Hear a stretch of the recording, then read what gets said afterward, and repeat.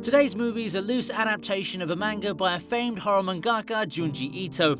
Due to the darkness of his work, he's often dubbed the Stephen King of Japan.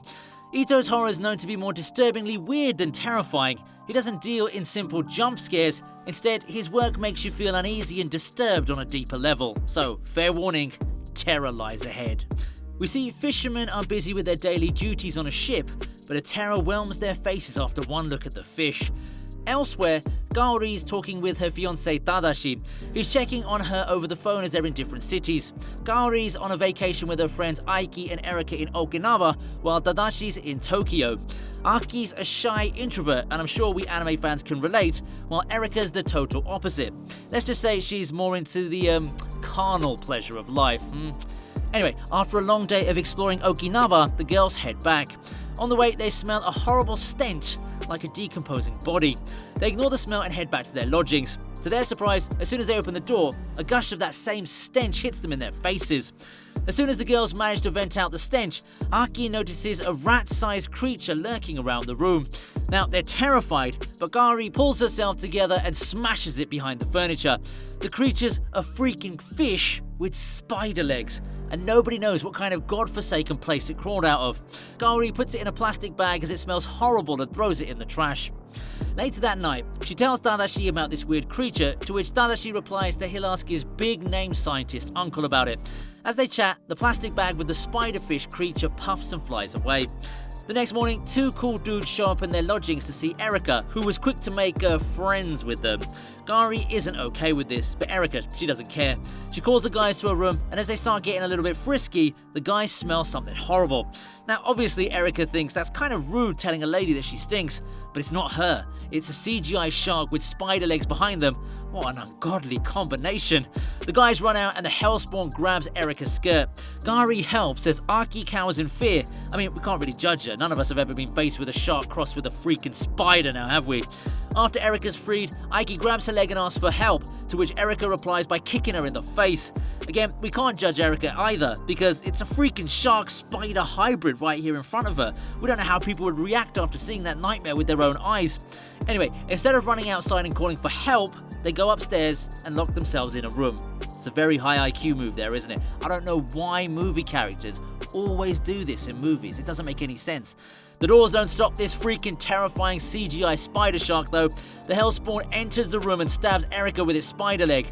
Things could get worse, but Kaori comes in clutch and tricks the hellspawn into crashing out of the window.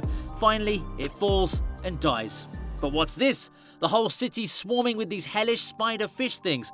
I'm sorry for actually criticizing Kaori earlier. Turns out not leaving the house was a good call after all. Everyone's terrified except reporters who are reporting in the middle of this. They're seemingly unfazed. The whole country knows about this, and Tadashi immediately calls to tell Kaori he's on his way to Okinawa, but something attacks him and the call's cut short. Kaori panics and decides to leave immediately for Tokyo. Back at the shed, Erika wastes no time and takes on both guys for a good time.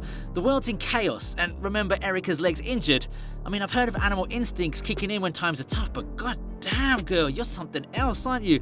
Downstairs we see a different side of Aki. She's cursing death upon Erika and even Kaori, and she even hates Erika for making noises during a threesome and Kaori for leaving her alone. Anyway, on the flight to Tokyo, Kaori gets acquainted with a freelance journalist named Shirakawa.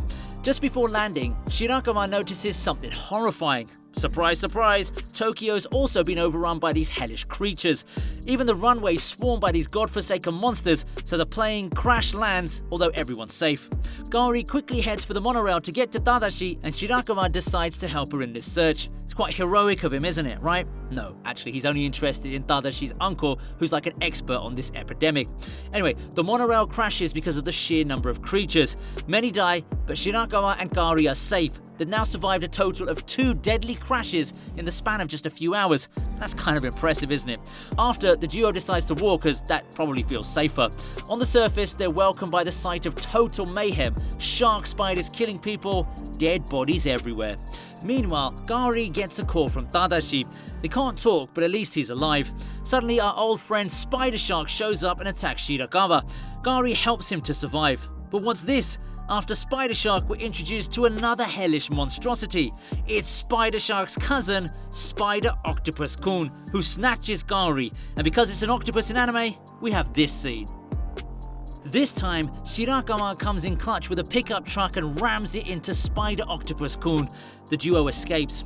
Back in Okinawa, Erika's not feeling well. It's probably because of the injury from before. It does get worse though, and she locks herself in the room. On the other hand, Aki is terrified of being alone, so she goes to check on Erika. As she enters, she's welcomed by that fine, nostalgic, rotting smell. Erika hides under a bedsheet, and as soon as Aki removes it, we're welcomed by yet another horrifying sight. From a beautiful-looking young girl, Erika's been transferred into this ugly as sin, extremely gassy ogre. She crawls towards Aki and grabs her leg just how Aki grabbed hers during the spider shark attack, and just like Erika before her, Aki kicks her in the face. During this, she starts spewing hate stemming from her deep-rooted insecurities about her looks. She starts showing her true colours, her loathing of her supposed friends Erika and Gari. After hearing this, Erika attacks. It's a scuffle, and in the end, Aki hits her with a freaking ashtray and leaves. Back to Gari now. They're closer to where Tadashi is, but personnel dressed in PPE suits have quarantined the area. They mercilessly push back our girl Gari as she desperately tries to get through. There's utter chaos on the streets as people start looting, robbing, and killing each other. Parallel to this, the war with the creatures is in full throttle. Elsewhere, Shirakawa and Gari decide to rest in a safe place to figure out their next move. They see an online broadcast of people turning into ogre-like creatures like Erika. It's due to a bacterial infection. They watch Tadashi's uncle giving his expert opinion on the issue. Seeing that, Gari and Shirakawa decide to visit him. On the way there, we get a glimpse of our first spider humans, or rather spider ogres we should say. Erika's turned into one too. She's not dead, she's chasing Aki. The chase comes to an end with Aki falling into a pit filled with small spider fish. Shirakawa and Gari reach Tadashi's uncle's place. No one's there, but Gari notices Tadashi's shoes at the entrance and frantically starts looking for him. Before we go further, let's take a moment to look at this painting at Tadashi's uncle's place. Who hangs up shit trash like this? Anyway, Shirakawa finds a recent research file on a computer there. Lo and behold, it's Tadashi assisting his uncle researching the bacteria. In the video, his uncle explains some of the key things about the bacteria. These spiderfish were the result of Imperial Japan's desperate effort to turn the tide of World War II. They researched bacteria that causes its host to produce a deadly and gross gas. But the creatures affected by this couldn't do anything else other than produce the gas, so the scientists developed mechanical spider legs. Any infected creature could then hook up to these legs, and these legs were powered exclusively with the gas and would allow the creatures to reach and infect enemy troops. Now you might wonder, but how does this gas get in the machine? The answer is to extract the fuel. A pipe's inserted in the mouth as well as in the, a place where the sun doesn't shine. Anyway, this research on the bacteria was going on in a battleship, and these fish probably got infected because the battleship was sunk by the opposing forces. The video also shows Tadashi getting stung by one of the lab creatures. Seeing this, Gari panics and runs for the basement where the video was being shot. Being a true journalist, Shirakawa copies the videos on his pen drive as evidence before trailing behind her. In the lab, she sees a creature standing still in the room. A closer look renders Gari paralyzed with sorrow. It's Tadashi in a horrifying state. Suddenly, Tadashi's uncle shows up. At first, he's considerate, but then he proudly showcases Tadashi as his creation. We should have seen this coming. No normal person would have something like that hanging up on their wall.